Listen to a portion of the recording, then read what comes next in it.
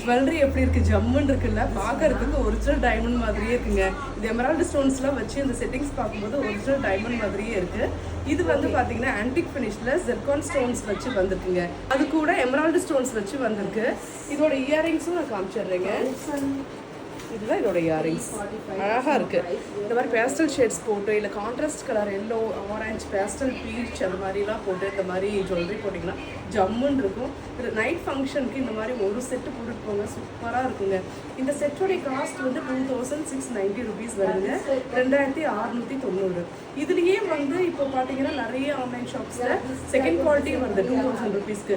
அதுக்கும் இதுக்கும் என்ன டிஃப்ரென்ஸ்னால் சைஸ் கொஞ்சம் சின்னதாக இருக்கும், குவாலிட்டியும் இந்த அளவுக்கு இருக்காது. இது ஃபஸ்ட் குவாலிட்டி 2690, லிமிட்டட் பீசஸ் தான் இருக்குங்க.